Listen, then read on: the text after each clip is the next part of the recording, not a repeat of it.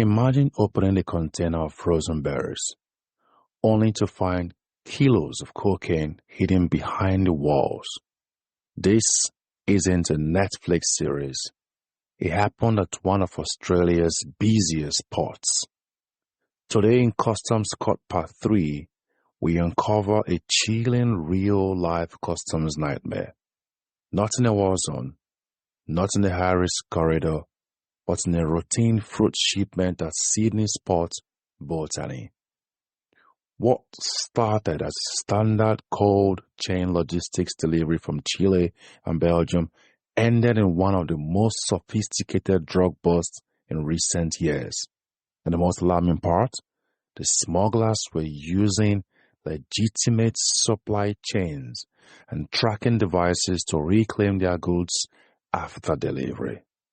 Now, let's dive into the day 41 kilograms of cocaine turned a normal delivery into a global alert. It was just another Monday morning at Sydney's Port Botany. Cranes hoisted containers, customs officials sipped coffee, and logistic managers checked off delivery logs. But nestled among hundreds of refrigerated containers, commonly known as reefers, was one shipment that would change everything. The container came in from South America, declared as frozen mixed berries. Nothing unusual. It passed initial clearance until one officer noticed discrepancies in the cold chain sensor data. Temperature logs weren't matching up at all. Why would berries be fluctuating between minus 18 degrees Celsius and minus 9 degrees Celsius? He wonders. That triggered a secondary inspection.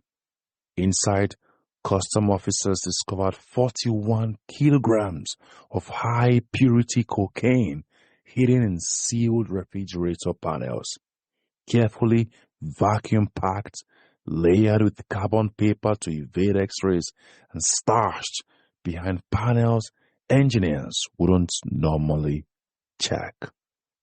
So what was the aftermath? Well, the investigation wasn't just about seizing the drugs. It set off a multi-agency international probe.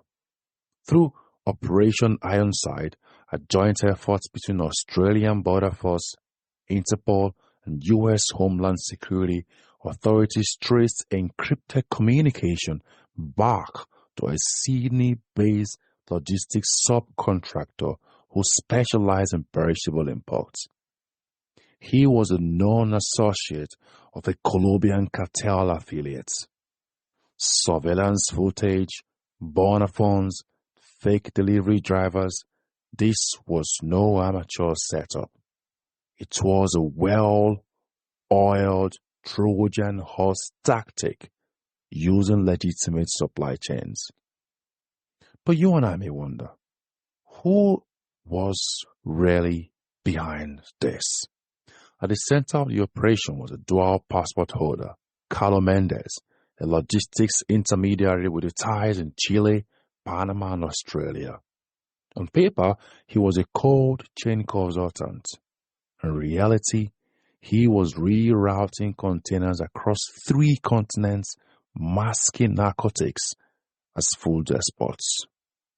Authorities discovered he had used legitimate freight forwarding platforms to move 5 other shipments, all under legitimate food brands, over 18 months.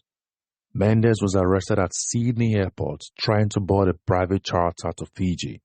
A sealed laptop, $25,000 in cash, and 3 unregistered SIM cards were found on him. So what happened next? 3 other suspects were arrested in Melbourne and 1 in Valparaiso, Chile. The group had built a false company registry, complete with virtual offices, fake BRC certificates, and ISO documentation. One customs officer had to exclaim, "This wasn't just a drug bust. It was a logistic breach, and it showed how dangerously fragile international trade security can be." Now, Here is the logistics fallout from that Sydney port. That custom nightmare led to delays on several reefers on site. Third-party logistics firms had to halt unloading. Cold chain integrity was threatened. Perishable goods meant for retail were delayed, and port traffic slowed for over 24 hours. Even worse, logistics staff found themselves under suspicion or at risk of criminal manipulation for a while. And how was Australia's customs regulation affected?